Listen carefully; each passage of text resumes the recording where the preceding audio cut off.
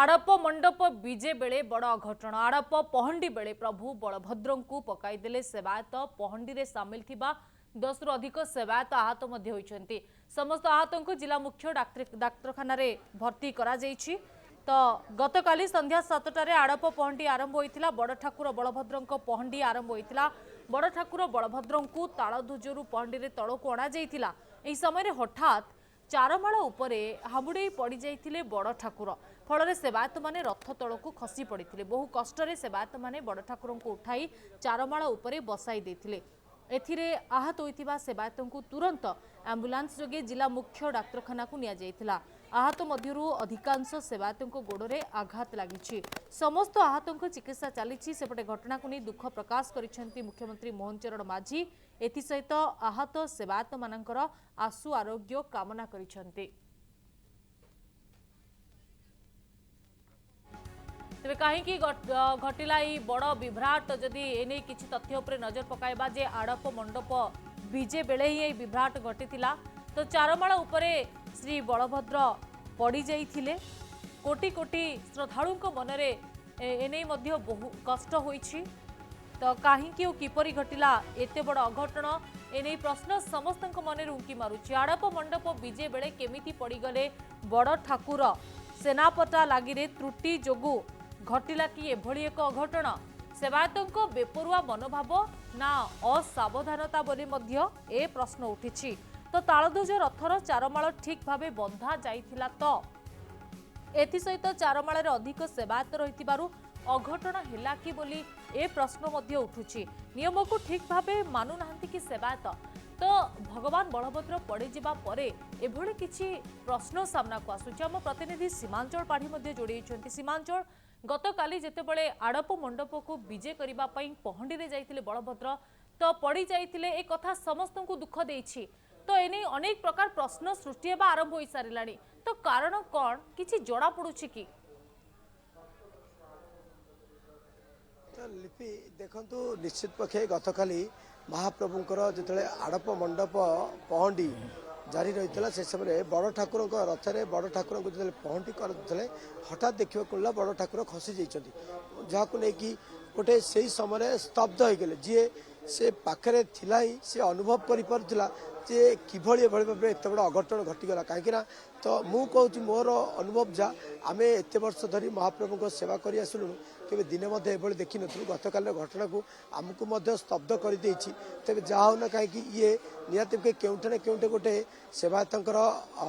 जो बेपरुआ एवं असावधानता तो हो पारे। एवं चारमाळ को लेकिन जहाँ आप कहते जे चारमाळ बंधा समय किसी त्रुटि थाई पारे। तेबे तमाम प्रसंग आलोचना करिया मो सहित वरिष्ठ सेवायत बहुत अभिज्ञता रही और बहुत अनुभव रही महाप्रभु सेवा को लेकिन। तो आपको स्वागत करी कनक न्यूज को। विशेष गतकाली घटनाटा बर्तमान सुधा सारा जी भी टेलीविजन गतकाली देखुव निहाती पक्षे आज मन से जिनसा लिभु न किभଳି भाव बड़ ठाकुर पड़गले। एमती प्रथमे आम समस्ते जो माने दर्शनार्थी टीवी रे देखिछन्ती एवं जो माने पाखरे मध्य थिले एवं डायरेक्ट विजुअल भी जो माने देखिछन्ती एवं समस्त आमर प्रसारण जो माने करथिले समस्त मु डाकुची प्रथमे आमे भगवान को बलभद्र को आमे निश्चिंत क्षमा प्रार्थना मागिबा एवं सदासर्वदा तांकर को भाविबा जे प्रभु एभली आम उपस्थिति रे आपनकर एमती जो हैला एटा आगामी दिन रे केमती न हबो आमे समस्ते चिंता करिबा। जहा हेछि ता पई प्रभु को पाखरे सदा सर्वदा चिंता करिबा तांको क्षमा प्रार्थना सदा सर्वदा मागिबा। यार कारण कोन हेइथाय पारे सुनंदु एटा गोटे पर्यायक्रमे क्रम एटा गोटे बहुत लोक नहींकि महाप्रभुंकर पहंडी यात्रा विजय करा जाए एवं समस्ते जे कनसियस नथिले ता न समस्ते कनसियस थांती। एटा गोटे घटना घटीगला। समस्ते एक्सपीरियंस लोक भी साधे थिले एवं बहुत देखंतु आमे भाबुचे जे बेसी लोक रहिले एटा असुविधा हला किंतु बेसी लोक रहिले बिली थिले बिली महाप्रभु केबे भी तळे पड़िबे नाही। आमर घटना स्कंद पुराण लेखा है जे तळे पड़गले किछि किछि आमर तादरे अघटन हुए बा राष्ट्रपति देशपति राज्यपति बहुत खराब बोलिका सूचक हुए किंतु এই যে ঘটনাটা ভিଜୁଆଲରୁ ଜଣାପଡ଼ୁଛି ସତେକି ଯେମିତି ତଳେ ପୁରା ଇଏ ହେଇଛନ୍ତି କିନ୍ତୁ 15 ଜଣ କି 13 ଜଣ ଯେଉଁ ଆମର ଆଫେକ୍ଟେଡ୍ ହେଇଛନ୍ତି ସମସ୍ତେ ସେ କାହିଁକି ହେଲେ ଯେ ତାଙ୍କ ଉପରେ ପ୍ରେସରଟା ପଡ଼ିଗଲା ସତେ ତଳେ ପଡ଼ିନାହାନ୍ତି ଜମା ସାଇଟ୍ ବି ହୁଅନ୍ତୁ ବହୁତ ଥର ଦୁଇପଟ ସାଇଟ୍ କି ଲାଗି ଯାଇଛନ୍ତି କାନ୍ଧ ଲାଗିଯାଇଛି କେତେବେଳେ କେମିତିକା କିନ୍ତୁ ବଡିଟା ସୋଲ୍ କେବେ ବି ଲାଗିବନି କାରଣ ଉଭୟ ପଟେ ବହୁତ ପରିମାଣରେ ଆମର ମାନେ ସେବାୟତ ମାନେ ଥାଆନ୍ତି ସେମାନେ ତାଙ୍କରି ଉପରେ ଆଉଜି ଯାଇଛନ୍ତି ଯେ ଏତେ ପରିମାଣରେ ଆଉଜି ଗଲେ ଯେ ଆମକୁ ଭିଜୁଆଲରେ ଯେଉଁ ଆମେ ଟିଭିରେ ନେଇଛେ ଜଣାପଡ଼ିଲା ଯେ ସତେ ଯେମିତି ତଳେ ପଡ଼ିଗଲା ଭଳିଆ ପତିତଲା ଭଳିଆ ଲାଗିଲା କିନ୍ତୁ ହେଲେ ବି ଏତିକି ବି ଆମେ କାହିଁକି ହେବ ସେଥିପାଇଁ ଆମେ ସମସ୍ତେ କନସିୟସ୍ ହେବା ଦରକାର ଭଗବାନଙ୍କୁ ଡାକିବା ଦରକାର ବର୍ତ୍ତମାନ ସେଇ ଅବସ୍ଥା ଯେତେବେଳେ ଆମେ ଡୋରିଟା ବାନ୍ଧିଥାଉ ପାଟ ଡୋରି ସେଇଥିରେ କିଛି ଭୁଲ ଥିଲା ନା ଚାରମାଳ ବନ୍ଧାରେ ଭୁଲ ଥିଲା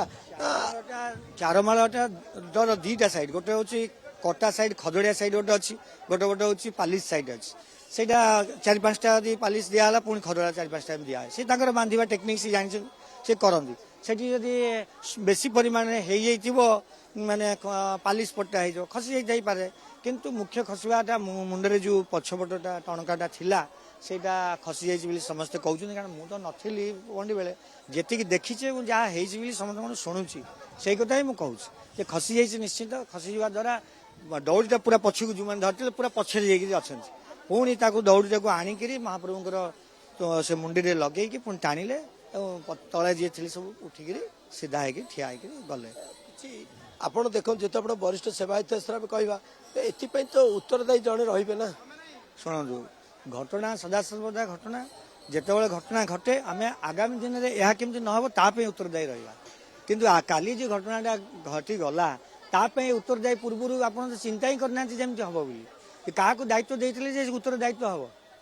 ଆପଣ ବାରଗ୍ରାହୀ ମାନେ ଥାଆନ୍ତି ଏବଂ ସେବକମାନେ